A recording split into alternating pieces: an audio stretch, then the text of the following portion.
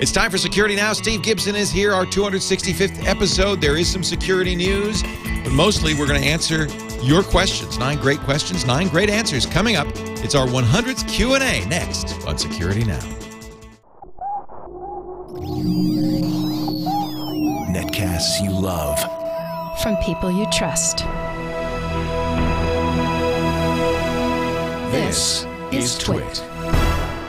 Audio bandwidth for Security Now is provided by Winamp. Subscribe to Security Now and all your favorite podcasts with the ultimate media player. Download it for free at winamp.com. Video bandwidth for Security Now is provided by CacheFly at CacheFly.com.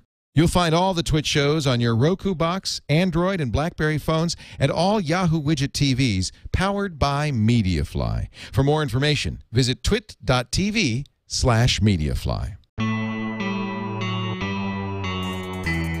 This is Security Now with Steve Gibson, episode 265, recorded September 8th, 2010. Your questions, Steve's answers, number 100. Security Now is brought to you by Carbonite Pro. With prices starting at $10 a month, all your office PCs can be backed up safely and automatically. For a free trial or to learn more, visit carbonitepro.com. It's time for Security Now, the show that covers your online security and privacy. And the man of the hour, of course, the great Steve Gibson, guru at grc.com, creator of Spinrite, the world's finest hard drive maintenance and recovery utility, creator of the first and namer of spyware and the first anti-spyware program. And he's done so many great things like Shields Up. And we've been doing this show we're in our 6th year now. And we are. Our 100th Q&A. Yeah, this is another milestone episode. Q&A number 100. Wow. So, yeah. So we started doing Q&As, let's see, that would be 4 years ago. 2 years ago? 2 years ago, that's right. Yeah. Yeah.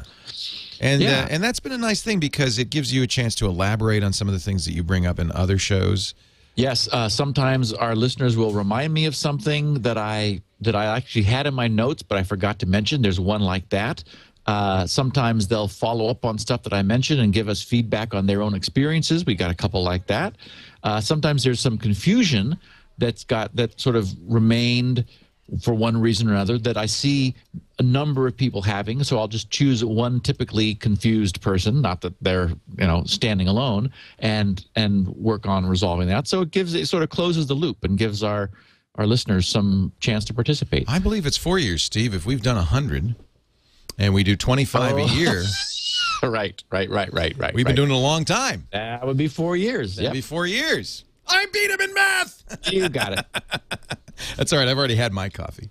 So we will get to our questions. We have 10 good questions from our listeners. And by the way, you can always go to grc.com/feedback if you've got a question for our next time. But before we get to the questions, we always like to see what's going on in the world of security. And we start with updates to major programs. Well, and, I didn't pick up on what I guess is an update to Safari. Because Just happened. I'm seeing it here, 5.0.2. When I turned my Mac on in order to fire up Skype for this connection, it says, "Oh, we got some updates for you." It's like, whoops. So we'll have news about that next week, since I don't know what it is that they did. They just did it somehow underneath my sneaky my security window, and it looks like iTunes and iWeb and iPhone configuration utility, which probably is nothing other than just new features for the new iPhone stuff. Right. I would Of course, imagine. iTunes 10 came out last Wednesday with the Apple announcement of the new iPods and their new social network, Ping, which is built into iTunes. But you only turn on your computer every week, so you didn't see that one. Exactly. We do have some news, however. We have talked a couple times about the concern over this DLL hijack new problem. Shortly after it became publicly known, it began to get exploited. So we are now seeing exploits in the wild. Last week, I talked about Microsoft having a security update with some confusing seeming settings. So I didn't feel comfortable making a blanket recommendation that people jump on this because it seemed to me like what Microsoft did was a little strange. Well, Microsoft has since added one of their little fix-it buttons to the same page, making it easy for people to make these registry settings after installing the security update. So a number of users have experimented with it. I have also. It's caused no one any trouble. So I think at this point, given that Microsoft is not going to be making any fundamental changes to Windows, that is, I don't foresee anything happening except maybe with the next second Tuesday of the month security updates, they'll just roll this patch in so that this becomes a built-in feature of Windows. Still, I'll be surprised if Microsoft makes this change themselves. If things get bad enough, they may do so. But for security-conscious, aware listeners like those who follow this podcast, given that I've seen nothing negative from it, I do think it's time now to have this change made. So this is Microsoft's knowledge base article 2264107. So support.microsoft.com/KB/2264107 will get you to this page. There you can download a version specific for whatever version of Windows you're running, update to Windows, which you have to install first. That is, the registry settings only have new meaning when this update has been installed and is in place. And then there are 4 different settings which you can choose between. The setting 0 doesn't change anything. The setting of 1 blocks DLLs from loading if from the current working directory, if that is set to a WebDAV folder, that is essentially to a shareable folder accessible over the internet, which is probably the largest concern and the biggest threat. The setting of 2 increases the coverage a little bit. It's not only WebDAV, but also any other remotely located shared folders. So that's probably not as big a concern, but it is what Microsoft recommends. It's what many of our listeners have chosen that is like the strongest level of protection. It's what I've been running with no negative effects. So that's what I would recommend people do. And as always, for a few days after you make this change, sort of keep in mind that this is what you've done. I don't expect to see a side effect because the normal order that Windows searches for DLLs is to first look in the directory from which the application was loaded. Now, there's been some confusion about this, and in fact, one of the Q&A questions is on this issue or talks about this. But there's the directory from which it was loaded is where Windows looks first. Then the system directory, then the older 16-bit system directory, then the Windows directory, then the current working directory. And that's the confusion is some people confuse the current working directory with the directory from which the application was loaded. The current working directory is that's the vulnerability. That's what some applications change. For example, if you were in the example I was using before with Adobe Photoshop, apparently when you open a Photoshop object, for whatever reason, the logic inside Photoshop sets the current working directory sort of on the fly to the directory where that object was loaded. And so the concern is that a bad guy could put a Photoshop object in email with a remote location, something available by WebDAV, for example, over the internet. Your email, and so what happened would be if you attempt to open it, Photoshop is invoked because it's a Photoshop object that you're attempting to open, Photoshop would change the current working directory to that remote location.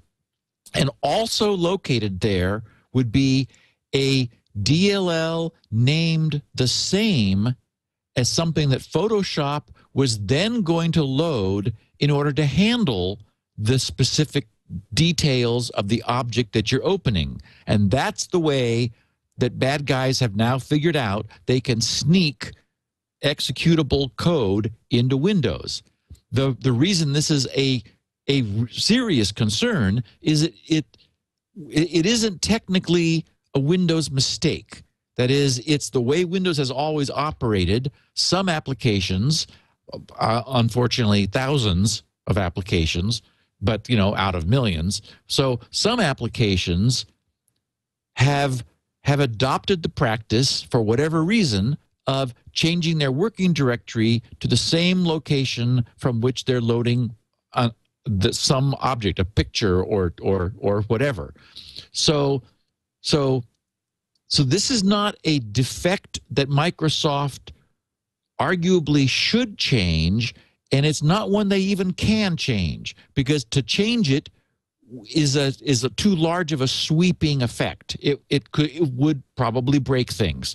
So what Microsoft has done is they've given us a tool to dramatically mitigate the consequences. That is, it's really unlikely that you actually want Photoshop to go get code from some remote location where you have told it you want to open an object. You can imagine that you might want to open an object, some Photoshop drawing or something from some remote location, but it's hard to see why you would actively want them to go get code from there. So yet they build in the capability. So yes, actually, it's a sort of a side effect. It wasn't built in. It just wasn't built out. And so what this does is this does allow you, by setting this registry setting to 2, and by the way, that's not the default. If you just update with this Microsoft security fix, nothing changes.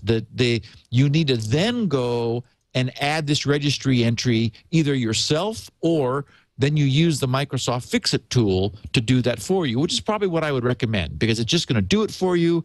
And then I don't think anyone will see a negative consequence. I don't think it'll break anything. It seems very unlikely.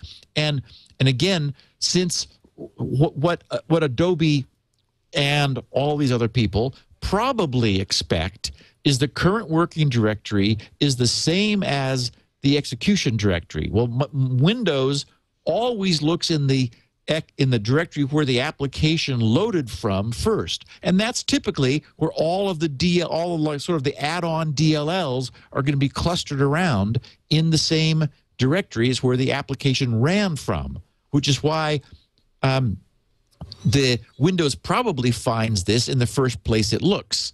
Anyway, that's the update on this. I think it at this point, given that we're now seeing exploits in the wild, as was expected, that nothing is going to come along in the future to fix this for us, that this is probably what everyone ought to do at this point, is take some responsibility for this. And now the problem is, I wonder how the rest of the world is going to find out about this. I mean, we cover it here on Security Now. We've known about it from the beginning, but this is important enough that I don't know what Microsoft's going to do. Maybe if they feel comfortable enough with this change, they'll just end up adding it into one of the monthly security updates. That is, they'll not only add this patch, but also set the registry for people who don't already have it set, just as a preventative. Although you can imagine how reticent Microsoft's going to be to change the way Windows works, because that's what this does. This changes long-standing 20-year-old behavior from, Windows, 3.1 or probably 2.0. So, but I think it's important to do at this point. Okay. And then the other bit of news is we have now seen the appearance of the first robust, successful 64-bit Windows rootkit. There is a rootkit called TDL3, which used to be called Aluron, Alureon. And we talked about this some months ago, I guess earlier this year, because there was, after one of Microsoft's standard second Tuesday of the month patches, a bunch of people were finding that their systems were crashing. And I'm sure I remember talking about it. It was like, okay, what's going on? Well, what we discovered was that those systems that were crashing had an unknown, previously undetected rootkit already resident in them. So actually, it was a good thing that these things crashed, because what happened was the rootkit was assuming absolute locations of Microsoft's code in specific components of Windows. With this particular security update that Microsoft just pushed out innocently, those particular locations changed. Well, the rootkit didn't realize that when the Windows had been updated, it was still using the previous locations, which no longer functioned and brought the whole system to its knees. So then what Microsoft did was, once they figured out what was going on, that these systems were crashing because of this updated Windows technology that was interacting with rootkits, they basically pulled back that update from their updates because they didn't want to keep crashing people's machines. They added specific rootkit technology to this particular security patch and then pushed it back out so that it would look for this rootkit and then be smart about removing the rootkit or not installing itself if the rootkit was present. So this rootkit has been around for a while, but it has not been able to infect 64-bit Windows installations. And this is significant. That is the fact that it's now able to do that because, and we've talked about this also in the past, Microsoft really threw down the gauntlet with 64-bit Windows, whereas moving the security of 32-bit Windows dramatically ahead has always been a problem because of it needing, increasing security means breaking things. So, for example, kernel level hooking. Well, firewalls, personal firewalls, anti-malware, antivirus utilities, many things have been making changes, benign, beneficial to the user, changes to the kernel code in order to hook themselves in to Windows. As Microsoft has been moving forward from XP, where this is possible, into Vista, and then into Windows 7, they've been incrementally sort of tightening the screws on these practices, notifying people that this is going to be going away in the future, so stop doing it, and also importantly, giving people alternative means, which is, it's not that people wanted to be hooking the kernel, it's that there was no choice. Microsoft hadn't published, for example, a clean way of getting at low-level packet traffic in the internet connection. So vendors had no choice but to go in and modify deep-level components of Windows in order to have an opportunity, for example, to scan incoming internet traffic before it reached the more tender underbelly of Windows where it could start doing some damage. So Microsoft has been adding the necessary features in order to help people play by the rules. Well, they did something very different with the 64-bit Windows since there wasn't any Windows 64 prior to its relatively recent introduction. Microsoft said from day one, there will be no kernel patching. From day one, we're going to force all drivers to be digitally signed. And So what this did was this made Windows 64, the x64 version of Windows, much more secure from its first release, because they'd painfully learned all of these lessons as they've been moving their 32-bit product forward, wishing they could make it more secure, but unable to because of the legacy that they would be breaking if they did. With 64 bits, they said, we're starting from the beginning. Since there is no legacy there, everything has to be digitally signed and absolutely no patching. And we've talked about the so-called kernel patch protection, which Microsoft calls Patch Guard, which prevents any of this hooking of the kernel. Well, those two things, the enforcement, absolute enforcement of signed drivers and Patch Guard without exception. I mean, you can't turn it off. You can't get around it. It's just always been there, hard-coded, deeply wired into 64-bit Windows.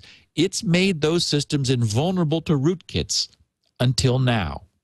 And the way the rootkit got around this is a lesson in security for us. It hooks the master boot record.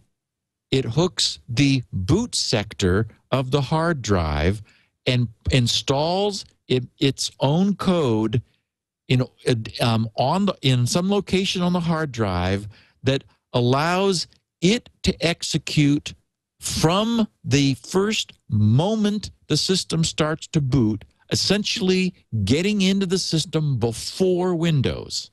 Now, we've seen this before in a benign way. That's what TrueCrypt does. In order to provide whole drive encryption, in order to encrypt the Windows boot drive, it has to be able to decrypt the first data that comes from the drive. Well, the only way to do that is if TrueCrypt is installed prior to Windows starting to read itself from the drive. So it's a great example of a clever approach which can be used benignly, but unfortunately can also be hooked by a rootkit in order to raise some havoc, which is what this thing is doing. So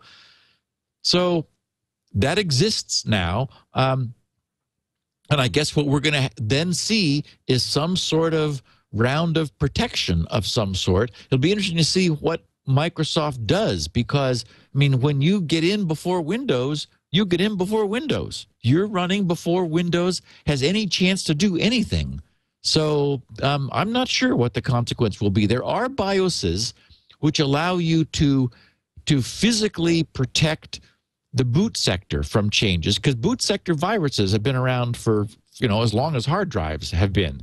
The concept of a virus modifying the boot sector is not new, and consequently some BIOSes prevent that, although that's even a relatively weak protection, because the BIOS used to protect it by looking at your use of the BIOS for accessing the hard drive, and now contemporary systems don't go through the BIOS. They access the hard drive directly. So it's not clear to me that it's even feasible to ask the BIOS to protect this. I don't know who's going to protect this. So it'll be interesting. Maybe the drivers can change so that they will refuse to write to the drive. Then the bad guys will write to the hardware directly, of circumventing the driver. I mean, this is a fundamental problem in the architecture of our systems. I don't know what we're going to do. Not good. Yeah. Yeah. So I did have a fun story to share. Actually, it was when I was going through my mailbag, the security news for pulling the Q&A today. Something caught my eye, a subject line that said, "Spinrite saves the pepperoni." Okay. Which is not something you hear every day. Is there a pizza involved? Well, Doug J., that's how I refer to him. Oh, he does say Johnson here. So Doug Johnson in Provo, Utah wrote, he said, "Steve, yesterday, the two other owners of a company that creates restaurant management software and I had just finished the last installation and training of our system in a new market for a national pizza chain. So this is a big nationwide pizza chain. In celebration, we had just sat down to a nice dinner and placed our order when we got a phone call from a very horrified IT director of the restaurant's parent company. On her way out of town, she was stopping by all the restaurants to connect the USB cables of the UPS, the uninterruptible power supplies, to all the servers. And the previous 12 had worked perfectly. But when she plugged in the last one, number 13, the server crashed and refused to come back up. It wouldn't even attempt to power back on. And this was just minutes before their dinner rush. They were completely unable to process orders electronically or accept credit card payments right as they were about to get bombarded with customers. After we hurried to finish our dinner, we rushed to the restaurant. When we arrived, the server indeed would not even power on. After figuring that there might be a cabling problem, I disconnected all the cables from the box, gave it a minute to rest, plugged in the power and network cables, and pushed the power button. It powered on and appeared to try to boot, but it wasn't visible on the network after the hard drive activity had settled down. So we found a monitor and keyboard and plugged them in, only to discover that it was blue screening on boot. Neither the last known good configuration option nor the safe boot mode options would allow it to come up. Something was very wrong. Because the setup was still new, we hadn't yet provisioned our off-site backup server for them. So the only copy of their order, financial, and employee data was on that box. We had to get it back. Oh, man. And they didn't have a backup. Nope, haven't gotten it. They were going to do it tomorrow. For crying out loud. All right, go ahead. At this point, I figured I was dealing with a corrupted installation of Windows, but I didn't have any installation media with me to attempt a repair. All any of us had was our master server image file, which, if restored, would wipe out all their data. Right. I had to come up with another solution. I did have my copy of Spinrite. I popped it in, set it to level 2, and let it run. Just a couple of minutes into the scan, it found a bad sector on the hard drive and started the process of data recovery. It took a couple minutes, so that would have been the Dynastat, actual, physical sector data recovery procedure that Spinrite drops into. It took a couple of minutes, but Spinrite was able to recover every bit of data from the bad sector.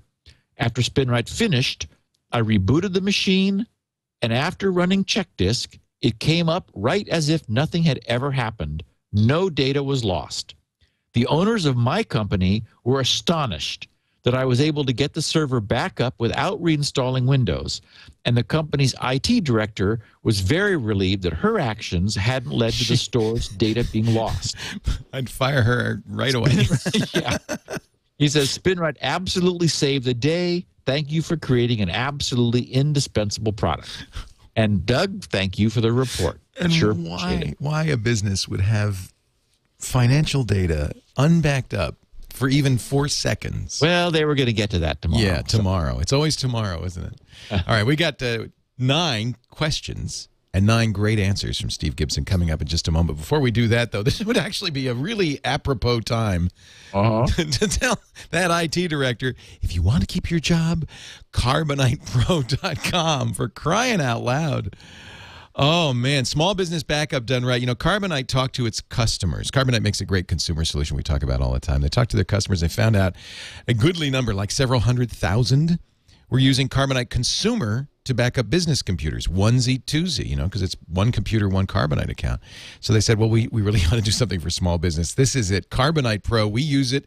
Love it. You will love it, too. A single account backs up all the computers in your office, even remote office, as many desks as you want. There is no per user charge. You simply pay for the data storage you use. And I'll tell you, we priced out, doing it, rolling our own on an S3 instance or something like that, and there's nothing more affordable or more effective than Carbonite Pro. Just take a look at it. Let's say you've got 8 users, each of them with 5 gigabytes of data. So that's a total of 40 gigabytes of storage, $25 a month. How much would it be? How much is it worth if you lost all that employee data, all that customer data? What would that cost your business? Would you even be in business tomorrow? No charge for individual computers or servers, no setup fee, no hardware to buy, no costly training. It just works. You've got a central dashboard that allows you to monitor and see how Carbonite Pro is working, make sure your systems are getting back up. I love this, too. Individual users, if you turn this on, can restore their own files. So no more do you have to do the perp walk. And I've done it before where you have to walk down to IT and say, I deleted that PowerPoint that I was supposed to give this afternoon. Could you restore that, like, right now? You can do it yourself. And Carbonite is secure. Files are encrypted before they leave your computer, transmitted using SSL. State-of-the-art data center technology protects your data against service interruption or backup failure. And it's automatic, so your staff doesn't have to remember. There's no, we were going to do that tomorrow. It's always being backed up. Try it free right now for 30 days. I always believe in trying before you buy, although I know you're really going to want this. Just go to carbonitepro.com and start your free trial. Windows XP, Vista, or 7, 32 and 64-bit. Windows Server 2003, 2008. It does not support older versions of Windows, Linux, or Mac yet. So, but most cases, you're using that. By the way, there is a free iPhone app, so you can look at your files that you've downloaded. I believe there's a BlackBerry app too. You can get your files anywhere. I mean, I can go on and on and on. And because this is Carbonite Pro, it does support external drives, servers, and all of that. CarbonitePro.com. Try it free for 30 days. And I don't want to hear, we were going to do that tomorrow. I know, Steve, this might slow down your sales of Spinrite, but actually it won't. It absolutely will not, because there's always somebody, isn't there? All right, let's get to our questions. Are you ready, sir? Let's do it. Let's do it. Question 1 comes to us from Tom Sullivan in Indiana. Feedback from our DLL Hell episode. Steve, there's nothing particularly difficult about the new Microsoft patch. You install the patch, which enables the use of new registry. We're talking about, is this the LNK issue? No, this is the DLL sequence deal that we talked about at the top of the show. Right, Where Windows is loading from a remote directory when it really shouldn't be. So he says you install the patch. That enables the use of the new registry entries to control the DLL search path system. It's in effect changing the path, right? Right. Without the patch, the registry entry is not recognized. So, after the system is patched, you can both globally restrict DLL searching. You can also restrict it by application by using appropriate registry entries. So that would protect you against the Photoshop flaw? Exactly. Few programs will actually need to get a DLL from the current directory as opposed to their own execution directory. For any that do on startup, you simply set the shortcut, the .lnk file, to start in the directory wherein the program's exe is stored. So that's simple. I mean, it's going to take a little IT setup here. However, it's clear that if a program like Photoshop changes its current directory, then it won't need to find DLLs from there. Overall, this seems like a safe patch. I've set mine to 2 globally. That's the most secure setting. And have yet to have any problems with XP or Windows 7, says Tom. Yeah, there actually is. I didn't mention this at the top of the show. There is a more restrictive setting than 2.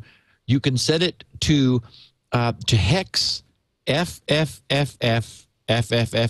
That is all Fs. And Microsoft documents this on that knowledge base page. What that does is whereas, for example, the setting of 2 restricts the loading of DLLs so that Windows will not load them from any remote folder, either WebDAV or a remotely located shared folder.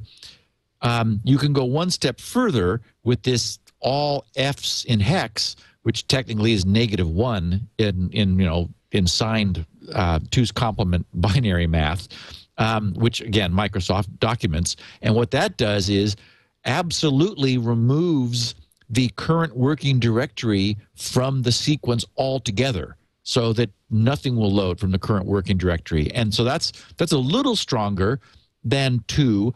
I think since the danger is really only from remotely located code, you could argue that if something has already got the code on your system and has figured out how to run it, well, you're in trouble already. Probably in trouble anyway. So I did want to encourage again people or encourage them to install this update, set it to 2. I don't think anyone will have any trouble. And you, as Tom mentions, and I forgot to mention this also, you can perform a program override. So if you learned after a few days that something that you were using did deliberately need to load code from a remote location, then you're able to have a global setting which is used by default, but then per application tweaks. So you could like set Windows back to the normal behavior only for specific applications. So Microsoft,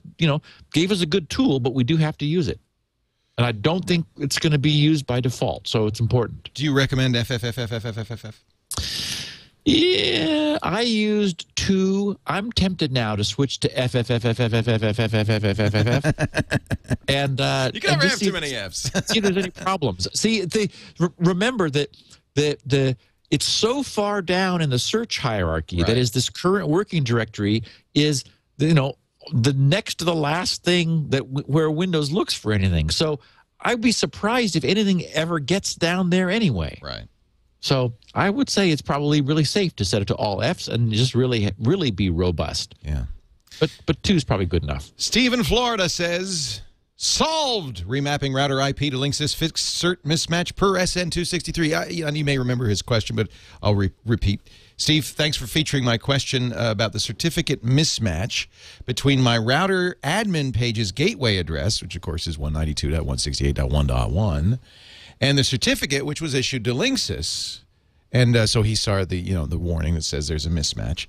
The certificate is indeed self-signed by Cisco Linksys LLC, but issued simply to Linksys as shown on the mismatch warning. I did as you suggested. I went into the host file and I just mapped Linksys to 192.168.1.1. And it worked like a charm. Now I just type 8. This is actually kind of handy. Yes, it is really handy. HTTPS:// that's why he's getting a certificate mismatch, because he's using secure links // Linksys. And since he's got the host file, it pops up. No more mismatch warning. I get the password, and I'm in. You don't have to even remember 192.168 and all that. Whatever that is. Whatever. See, I always... Well, the problem is sometimes on some routers it's 01, on some routers it's 11, on some it's 100. So sometimes you forget if you use multiple routers.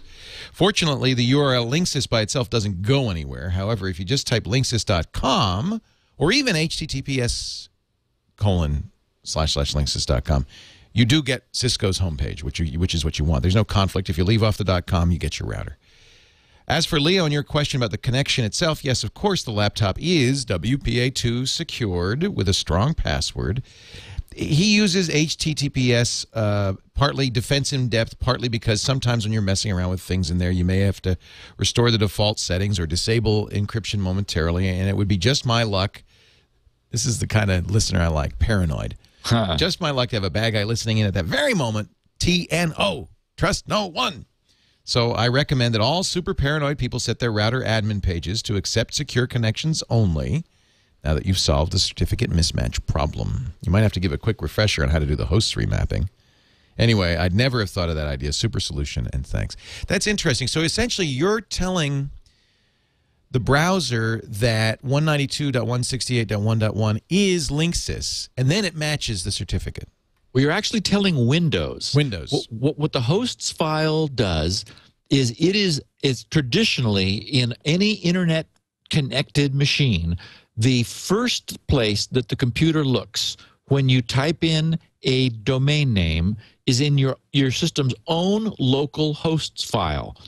Because once upon a time, before DNS existed, and there was, 7 7 IPs in the world, when there were just a few educational, .edu. Well, there wasn't .edu, but you had, because that's DNS. When you only had, maybe 100, there was actually a hosts file on each of those 100 different machines on what would eventually grow into the internet. That was DNS. That's how it worked. Exactly. It was just one local, one non-hierarchical, simple file where you had machine names that matched the IP addresses so that people could use those instead of IP addresses. Well, that's survived to this day. And we've talked about other uses for the host file where you'd want to, for example, intercept your computer. If you, for example, put doubleclick.net in there and had it point to 0000 or something, then your computer would be unable to go to doubleclick.net, the real one, because it would never ask anyone else for the IP. Your host file provides it first. So what occurred to me actually on the fly when we were talking about this 2 episodes ago was Steve's question was, hey, I get this certificate mismatch error because I want to talk to my own router, even though it's in the same room with him. He wants to talk to it over Wi-Fi and over SSL. And we were saying, wait a minute, doesn't he have WPA encryption? And he says, yes, I do.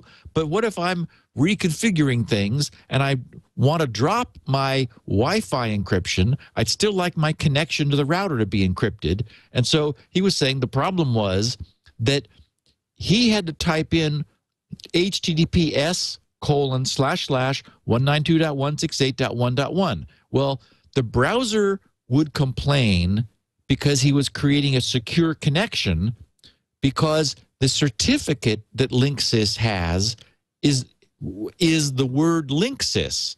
So the browser sees that what he entered in the address bar doesn't match the certificate. And of course, this also comes back to STS, strict transport security, that we've been talking about, because as soon as you start turning on strict transport security, certificate mismatches are no longer click-aroundable.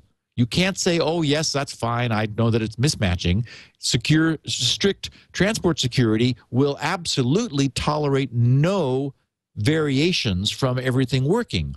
So what occurred to me was, if you made a mapping, essentially an entry in the host file where you said Linksys is at 192.168.1.1, not linksys.com, just the word Linksys, then now using your browser, using SSL, https:// you put in Linksys, and hit enter. Your computer looks in the host file first, finds the IP, connects to it, and then the browser now sees that the certificate name, Linksys, matches what you entered in the URL field. No more error, and you're connected. So it ends up being a really cool little hack. It's a lot of routers come with a URL. In other words, I can't remember what it is exactly, but I've seen routers before where you don't have to enter the number. You type, I think it's Linksys that does that. Well, and the way they could do that is if the router was providing DNS.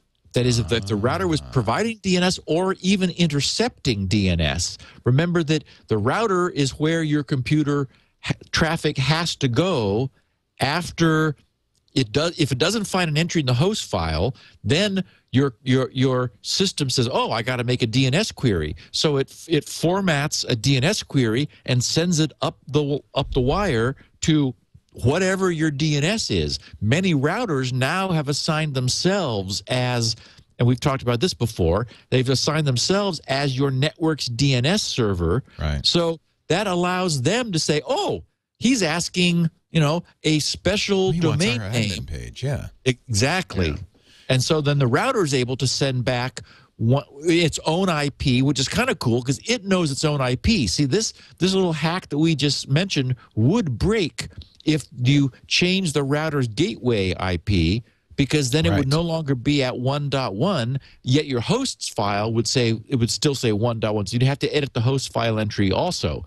So having the router sort of provide its own little funky DNS allows you to always access it transparently, which is also nice. Chat room's telling me that Netgear does that with routerlogin.net. I don't think that's a good way to do it, because what if somebody wanted routerlogin.net? Well, maybe that domain name is gone. Yeah, it's gone. You can never get to the real one because the router would intercept it. Presumably, Netgear registered that domain and keeps it around. That we would hope so. I would hope so. And if not, then I'm sorry that you own routerlogin.net. I think that's not a good way to do it. I think the host file is a much better way to do it, but obviously they can't expect people to edit their host file. Well, and the host file is universal. I mean, all of our listeners could do it if they wanted to. You'd have to do it on every machine that you were going to log in from. Actually, there's a way that a host's file can have a pointer to other host files. There is that provision exists, so you could have one master host file for your whole network, and the other systems all point to it. So you only have to change it in one location. So that would I have a canonical host file on one machine that's never turned off, and that machine's always got it. And everybody else's host file goes there in order to look up. What a good idea! What a good idea. Question 3: Brandon Ivy in San Jose, California, wonders whether his college is spying on him. Hi, Steve. In order to gain internet access at the college I attend, Cal Poly SLO, the first requirement is every student has to first install a custom certificate. I remember years back you were talking about SSL and the few ways that companies could spy if they wanted to on their employees. Is this certificate a sure sign that the higher-ups are seeing everyone's passwords to PayPal, banks, and the like? Smart kid, Brandon. Yeah, I would imagine that it's being done for a benign reason, because Cal Poly probably wants to be able to provide filtering technology. They want to be able to prevent people from going to sites using their network that Cal Poly policy says they shouldn't. On the other hand, this absolutely does mean that your browser is connecting to Cal Poly and your traffic is being decrypted and then re-encrypted by hopefully re-encrypted by Cal Poly when it goes back out. You can absolutely verify that and by looking at the certificate when you make a secure connection. Make a secure connection to anywhere. Excuse me. Amazon.com, grc.com, whatever. Make a secure connection and then look at your browser at that web pages, the web page that's delivered, look at its security credentials and see whether you can see the chain goes back to, like, GRC is signed by VeriSign. See if you see that, or see if GRC is signed by Cal Poly, which would indicate that Cal Poly generated a certificate on the fly for grc.com in order to satisfy this requirement we were just talking about of the certificate matching what's up in the URL bar. If so, that confirms that you actually don't have SSL connections directly to the endpoint, that because of this policy, that I'm sure it's in the fine print of your student agreement somewhere, they said this is what we're going to do. In order to use our network, you got to accept our certificate, and then the consequences are that. Would you have to always have a custom certificate to intercept SSL traffic like that? Yeah, in order not to, if you didn't generate a custom certificate on the fly, then any site you went to would complain about a certificate mismatch. Right. So you're constantly having to be clicking through that. And so this fakes out the certificate the browser's expecting by generating one on the fly. And our next question bears on this too. Well, let's go to it. Question 4. David in Utah noticed that NetNanny, which is filtering software to protect your kids, installs itself as, drum roll please, a root certificate authority. We got the NetNanny because my wife wants to help the whole family not be exposed to porn. I think that's a euphemism for him, but okay.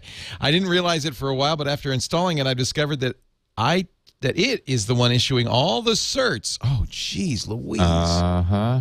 Whenever I connect to my bank or https://grc.com, I recall a podcast saying this is a way for employers to spy on their employees. Shouldn't I be worried that Content Watch Incorporated, the creators of NetNanny, could see all my bank data and probably LastPass passwords? Wow. Yeah. Now, I wouldn't say that David should be worried, but David should know that it's possible. And that's what this means, is if with NetNanny or anything else similar, which it requires that you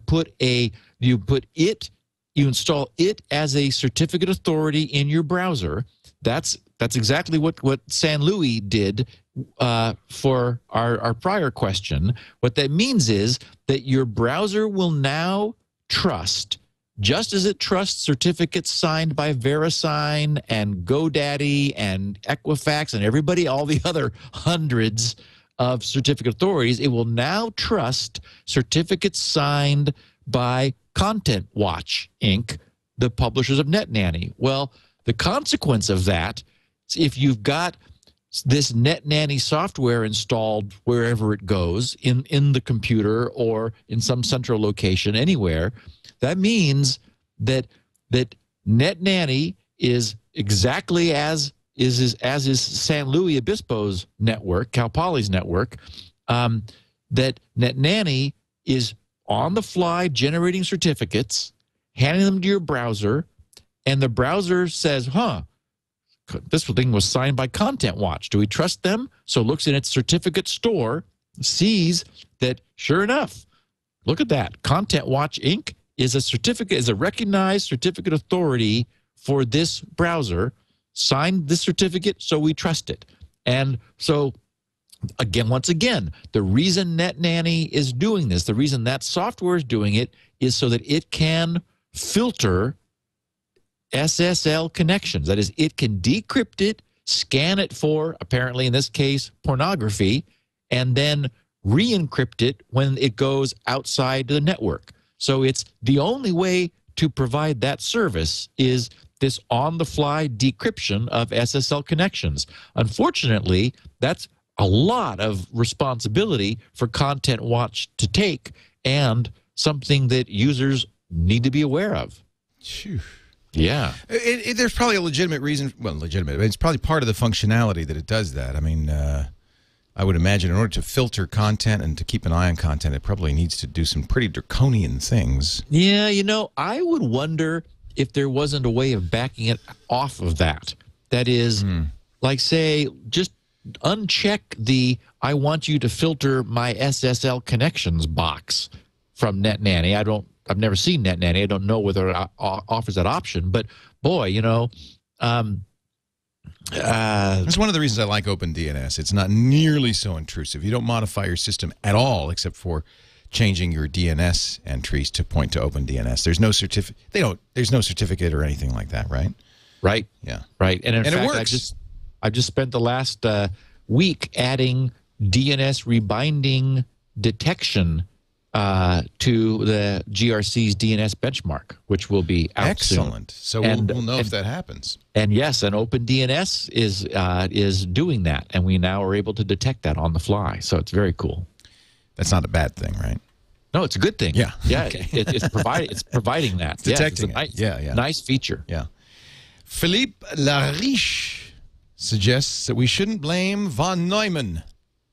Oh, this goes back to something, and I wish I never did find the article that says that really the security flaws in the world began because of the nature of a von Neumann machine.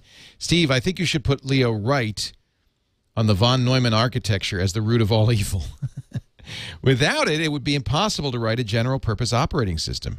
After all, how could you ever compile a program or load it into memory for execution except by treating it temporarily as data?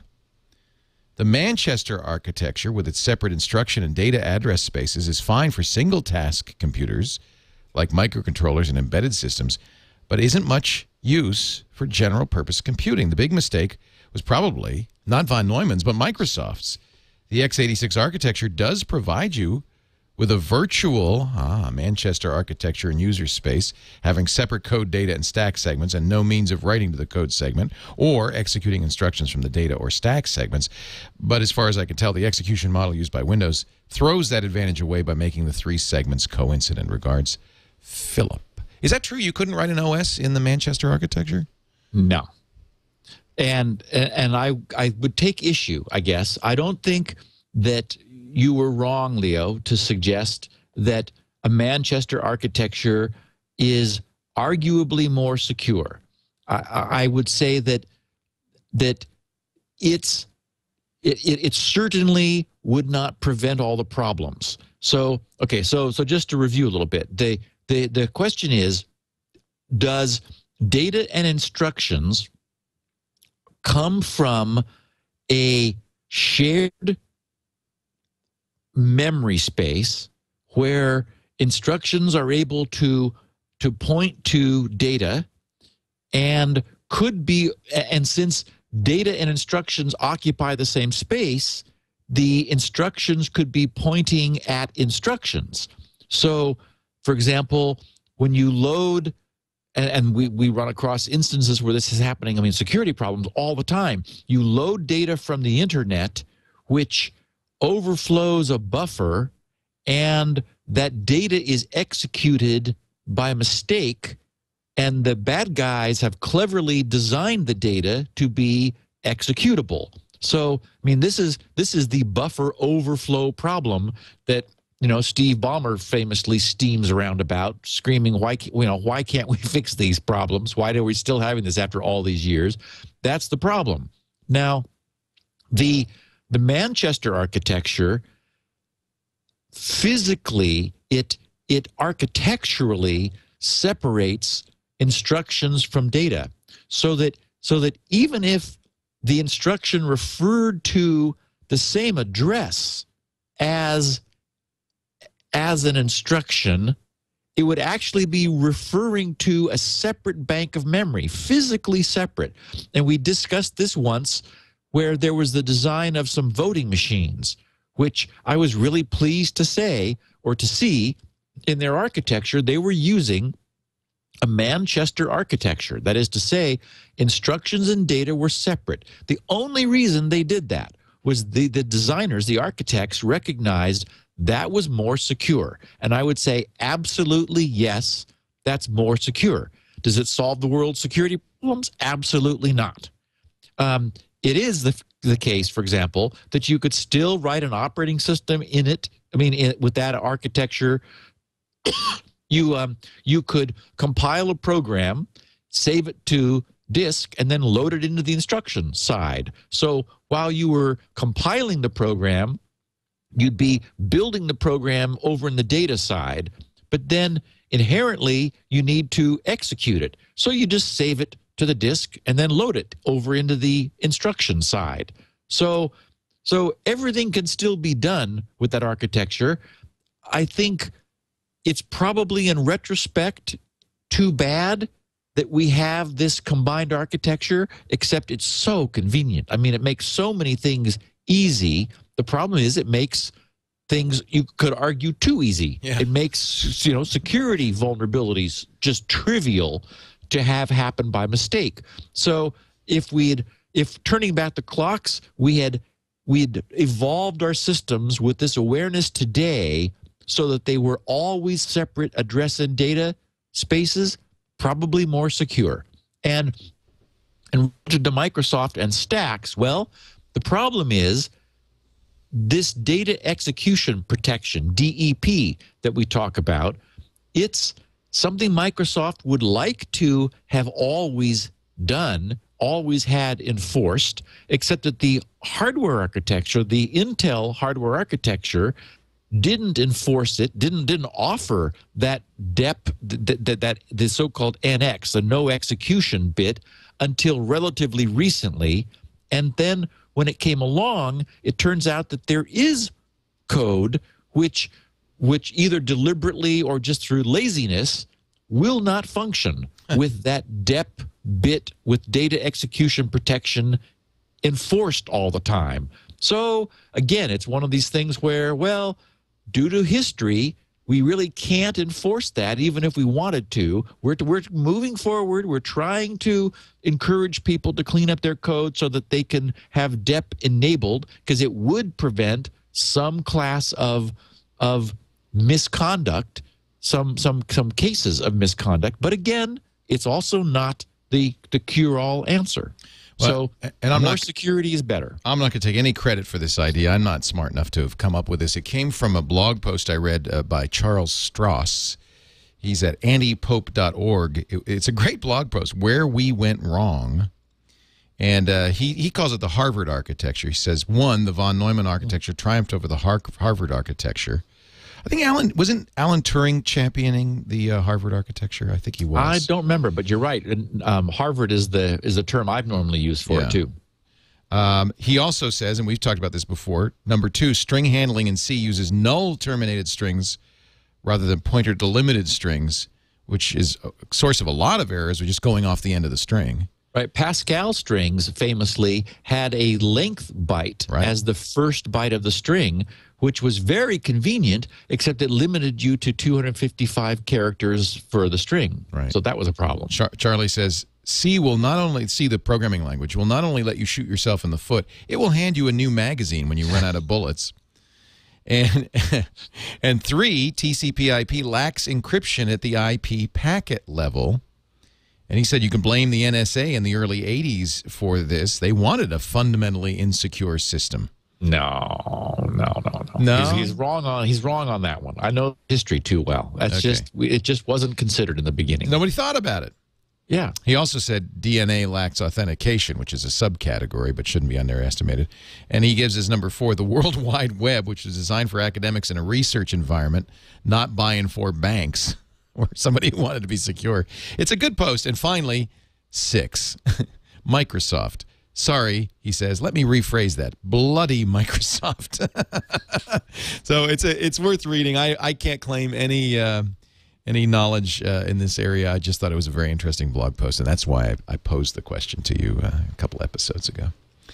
Thank you, Philip, though, for the question. Number 6, an anonymous listener in Washington State. He's worried about STS, strict transport security, token information leakage. Man, when you're paranoid, there's lots to worry about, isn't there? Steve, I enjoyed your episode on STS, and I'm pleased with the new security offered by participating websites, but I have a couple of concerns. You mentioned that the STS tokens do not transmit anything. However, anyone who has access to the machine locally could view a user's list of STS tokens and deduce from the very recent tokens which websites a user visited. This could also be used to determine things such as what bank a person uses in order to target an attack. While a minor issue, is there a way to conceal from others which STS tokens are present on your machine? Further, in your last Q&A, somebody mentioned a self-denial of service attack, only for Lent, which prevents a random website from issuing a forged token for another website, thereby doing a denial of service to that domain. Thanks for the great show. What do you say? Okay. I chose this question because it's an issue that's sort of security that comes up from time to time. And the issue is we need to be clear. It's super important to be clear about what different security measures are meant to do. So strict transport security, which we discussed a couple episodes ago, its design is to force secure connections so that at no point in the connection between a user and a remote location is there an opportunity for non-SSL dialogue which could leak cookies or log-on credentials, username and passwords, anything that might be going in the clear. What it doesn't try to do is the things this listener is asking. That is, it's like, yes, if you look at the STS tokens in the .db file, which Firefox maintains, you'll see all the domains that have issued that browser STS tokens. In the same way, if you look at the browser's cookies, you'll see, pretty much everywhere the person ever went. So cookies are a privacy problem when viewed from the end of the machine, the local browser, and so is STS. I mean, there's some more information there, token information leakage, as he put it. But that's not what this is trying to solve. So the reason this is important is it sort of comes up from time to time where there's a confusion about a specific security measure and what it's designed to do. And security professionals are careful, and it's crucial to be really careful to circumscribe what it is that a security measure does and make sure that's what you expect, it's what you need, and that you're not asking it to do something it wasn't designed to do. Don't overload it. Exactly. So STS absolutely is successful at making sure that no connection is made to an STS-enabled site that isn't over SSL, and that you can't even bypass it, except, unfortunately, if you're using NetNanny, in which case all the STS is out the window because you're not going to have any security problems that that your browser can detect. So that's what it does. It doesn't do anything more. So again, I see these kinds of questions all the time. I want to just take a sort of moment, not to pick on this anonymous listener, but it's why I thought it was nice that he was anonymous. So to say, you always want to be careful about what it is you're asking these security measures to do, because they can't do more than what they do. If they're designed correctly, they do what they're designed to do perfectly, and right. that's the most we can hope for. Right. Well, and it might be a mistake to have too much built in. I mean, I think we've all learned that the simpler tool that does the one thing well is probably the way to go. Yes. Question 7, Craig in California. He's worried about his MAC address. Hi, guys. I've been listening to Security Now for years. Love it. I particularly enjoyed the recent episode on privacy leakage. But you didn't talk about MAC addresses, which, as I understand them, are unique, generally unchanging.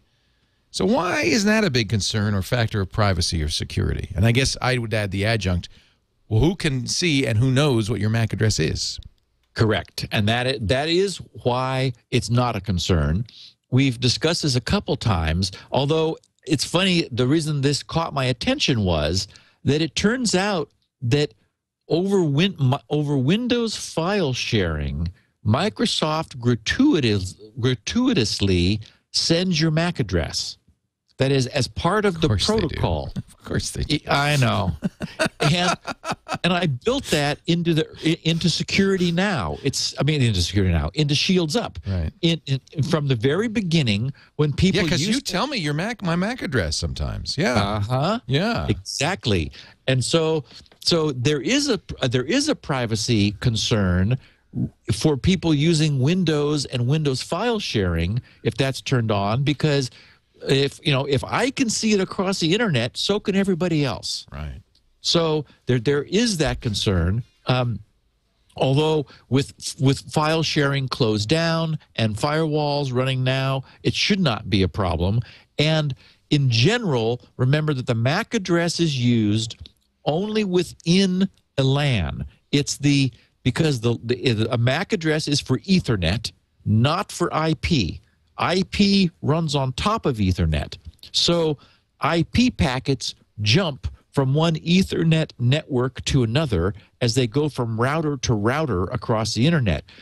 IP packets are briefly wrapped in different packets with a MAC address in order to go to the next interface, the next NIC, the network interface card in an Ethernet network. Then that IP packet is unwrapped from that. It goes through the router, gets rewrapped in a different MAC address to go out to a different network. So normally the user's MAC address never survives past his own local area network, unless in the weird case of Windows file sharing, which for some reason provides that just because why not?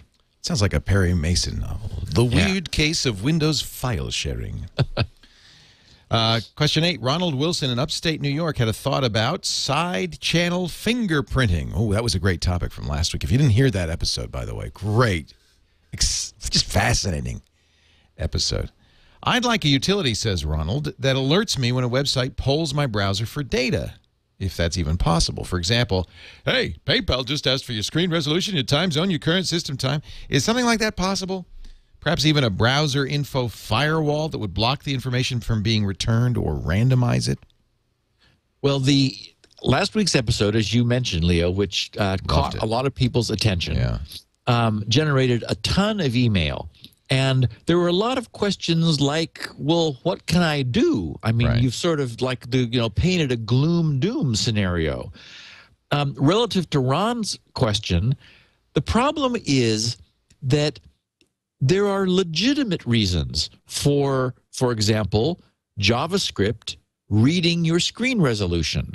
You can imagine some advanced code that Google would produce, because they love JavaScript to the degree they do, where if it saw that you were on like a tiny screen, like a mobile browser, or just like a restricted screen, more like a laptop instead of a desktop, the server might have a legitimate reason for knowing not to track you in any reason, but in order to customize the content they're delivering for the size of screen that you have. And in fact, once upon a time, you'll remember this, Leo, the user agent field used to contain all that. The original early days browsers would embed like your screen resolution as part of the user agent information because they've just figured, hey, maybe the server would like to give different pages depending upon how large the user's screen was. Sort of change the resolution or change just the amount of content on the page that was delivered. So, and you could imagine time zone could be used nicely. For example, a server could deliberately, like say for an auction, could show you when the auction is closing in your time zone rather than always in the Pacific time zone like eBay does, and solve, or they just use UTC. Or no, I think eBay just always shows it in Pacific time, but it'd be nice if it showed it in your time zone. Well, in order to do that, it needs to know what your time zone is. So again, there's an arguably valid reason for a server knowing that too. So it's not that this stuff is all spy information. It's just that it's stuff that you could reasonably make available, but it does provide some differentiation between you and somebody who's otherwise identical to you in a different time zone. So it provides some more info. I did have a thought about, for all the people that wrote in and asked, what do we do about this? And Leo, this is the kind of thing you would suggest, and that is any of these CD-based bootable CDs. Sure. It's going to always be the same. So, everyone with some Ubuntu Linux distro that they boot from CD, it's going to fire up and load, and there's a web browser. Really? And whatever it is, it's all self-contained. Every single one of them looks the same. So there's no individual information that the browser knows that is unique. Correct.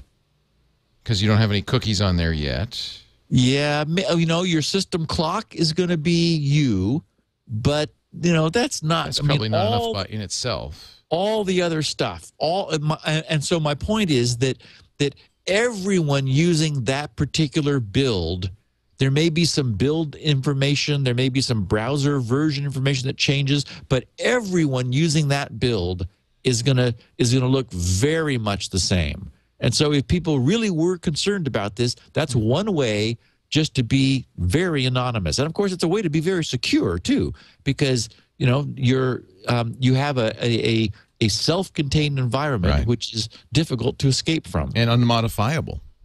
Correct. Every time you boot, clean start, Correct. clean slate. I think more and more people should be doing that. And we did hear a rumor, we don't know yet, but that Windows 8, when it comes out, will have this kind of feature, this kind of restart and reset each time as an option. Interesting. And they have It's like an steady add-on. state. Yeah. Steady state, exactly. Yeah. Our last question Is not really a question. It's just a statement. Security Now listener Richard says, have you ever looked at OAuth? Have you ever looked, Steve? Have you really looked at OAuth in the eye? It would be a great topic for Security Now. By the way, great show. Keep up the good work. I'm a supporter of your work and Spinrite owner with no disaster tales to tell, which is a good thing. What is OAuth? Well, it's our topic for next week. Oh, how exciting.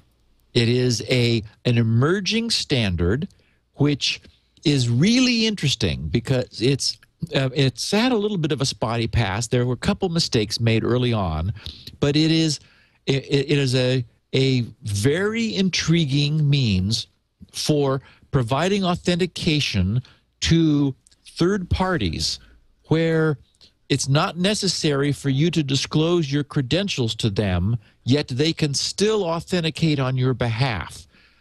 This has been in the news in the last couple of weeks because Twitter officially stated that they're going to be requiring all of the Twitter apps like Seismic and Twitter Deck or Tweet Deck and all these different things. They're standardizing on OAuth. They flipped that switch August 31st. Yeah. Yep. If you don't use OAuth, which is right, because we were giving some third party our login credentials. Yes, and that's just not a safe thing to do. They could perform any mischief they wanted to. Right. And Twitter users may have noted, for example, there were sometimes if they were using OAuth, they would be taken sort of like back to Twitter, where you would then say, yes, I want to allow this application to operate on my behalf. And then Twitter would maintain a list of things that you had authenticated, and you were able to revoke that authentication anytime you chose, never having to disclose your credentials and never having them disclosed to that application. We're going to explain next week how that magic is possible. Very sweet. Oh, I'm really looking forward to that. I'm a big OAuth fan. Google just announced that you can use OpenID, which is, I guess, kind of related to OAuth, to create a Google account, which means you can use your Yahoo account to create your new Google account. I don't know why I thought that was fun. And, of course, you can use your YubiKey with OpenID. Of course you can, yeah. Steve Gibson is the man at grc.com. In fact, you should go to grc.com, not only to take a look at Spinrite, the world's best hard drive and maintenance utility.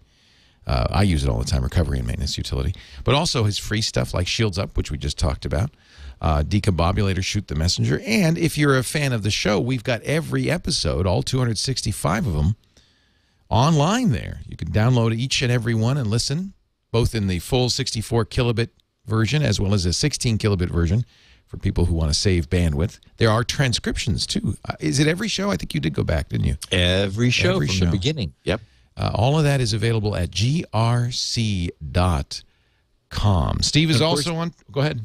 I was going to say that the transcripts make all of this content searchable, too, which is very valuable for people who go, when did they mention something about that? Yeah, well, you could find it. You could search it on his page or even on Google. Yep. Which is nice. Steve's on the Twitter. SGGRC is his Twitter handle.